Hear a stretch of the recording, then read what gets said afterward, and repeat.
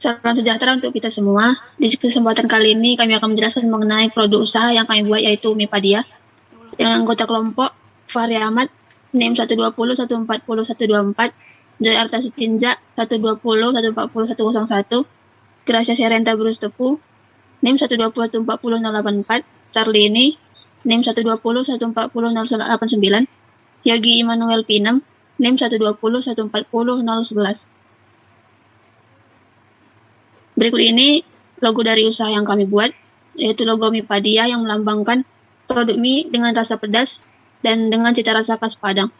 Selanjutnya, untuk sejarah singkat dari produk usaha mie Padia akan dijelaskan oleh Saudara Fahri. Oke, terima kasih atas kesempatannya, Gracia. Jadi di sini saya akan menjelaskan sejarah singkat. Saat ini berkembang mie dengan rasa yang sangat pedas dengan berbagai level di dalamnya, yang mana mie adalah makanan yang dikenal dengan makanan khas daerah Asia. Banyak mie yang berasal dari beberapa negara dan di wilayah Indonesia. Mie sekarang sudah dikenal di seluruh dunia dan wilayah Indonesia dengan memiliki cita rasa yang bermacam-macam. Usaha mie pedas banyak bermunculan di dunia dan Indonesia. Sebagai contoh, mie Samyang yang berasal dari Korea dengan rasa yang tinggi, kemudian dengan rasa pedas yang tinggi. Kemudian contoh kedua, banyak dari pelaku usaha di Indonesia membuat usaha mie pedas dengan cita rasa yang mereka atur sendiri.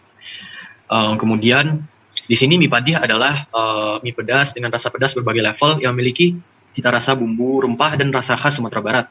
Mie Padia dibuat dengan menambahkan rasa pedas khas Sumatera Barat yang memiliki rasa pedas yang membuat yang memakan jadi ketagihan. Rasa pedas dan gurih dari rempah-rempahan khas Indonesia ini menjadi salah satu karakter dari cita rasa mie Padia sendiri.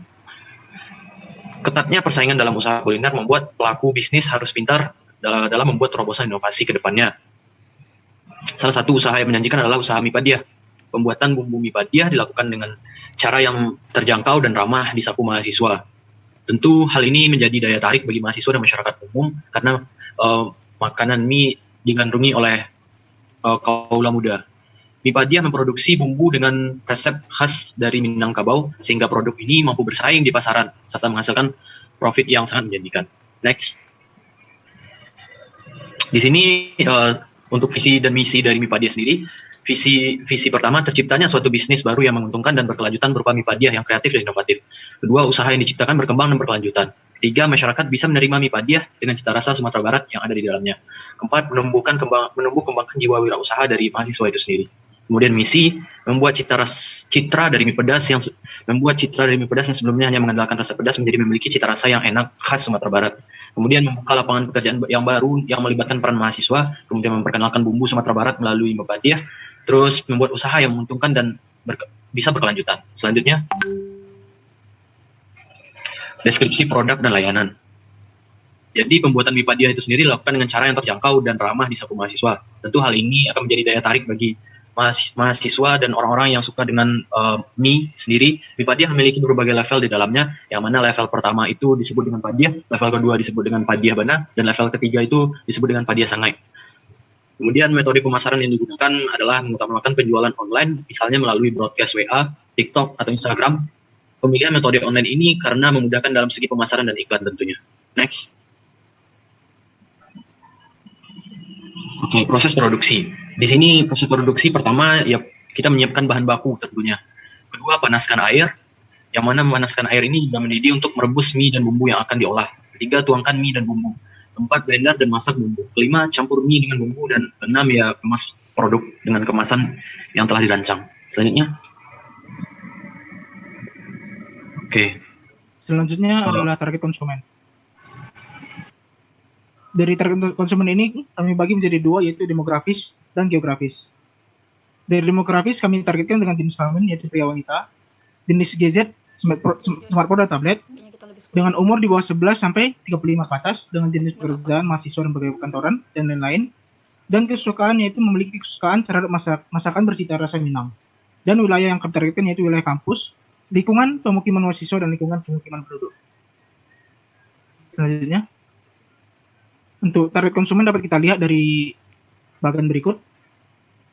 Selanjutnya, strategi promosi. Jadi pemasaran yang digunakan lebih mengutamakan penjualan online, misalnya broadcast WA, TikTok, Instagram, Pembelian metode online ini karena memudahkan dalam segi pemasaran dan iklan. Kemudian metode pemasaran dan pengembangan selanjutnya adalah dengan membuka outlet untuk bisa yang dijangkau oleh berbagai kalangan. Outlet didirikan di tempat strategis yang berdekatan dengan keramaian dan sering dilalui banyak orang sehingga mudah diakses oleh berbagai kalangan. Selanjutnya itu jalur distribusi atau penjualan. Terbagi menjadi dua, yaitu direct selling, yaitu penjualan langsung dari produk yang dilakukan melalui toko atau stand yang disediakan, atau dapat juga melalui aplikasi online. Dan indirect selling, yaitu penjualan secara tidak langsung melalui promosi atau melalui media sosial dan banner-banner. Selanjutnya, strategi membangun loyalitas konsumen. Strategi membangun loyalitas konsumen, cara meningkatkan loyalitas pelanggan untuk merekomendasikan produk kepada pembeli seperti dapat memberikan pelayanan terbaik kepada konsumen. Kedua, menjalin komunikasi dengan pembeli. Yang ketiga, membuat loyalty program. Keempat, memberikan sosialisasi saat ada masalah. Next, manajemen resiko.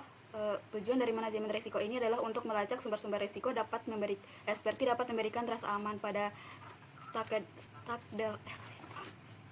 stakeholder, menjaga stabilisasi dan pertumbuhan usaha dalam produk yang kami buat. Salah satunya adalah dari manajemen risiko, seperti makanan yang kurang tahan lama. Seperti dalam usaha ini kami membuat open pre-order sehingga memudahkan dalam proses pemesanan.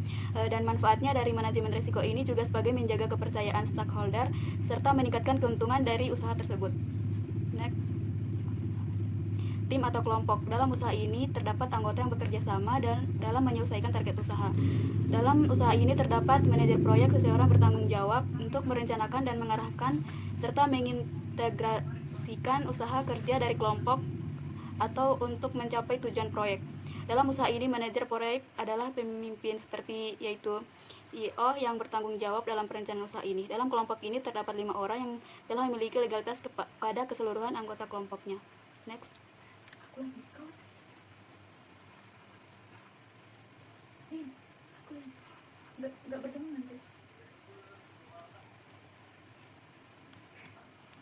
Selanjutnya adalah target penjualan.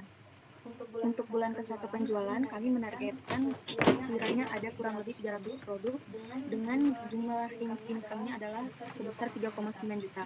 Untuk bulan kedua, kami menargetkan yaitu sekiranya ada kurang lebih 700 produk dengan jumlah income 9,1 juta.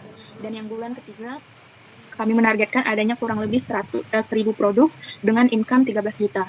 Untuk jumlah income ini dihitung dari harga per satu produk mie Padia, yaitu dengan jumlah 13.000 per produk. Selanjutnya adalah kebutuhan investasi.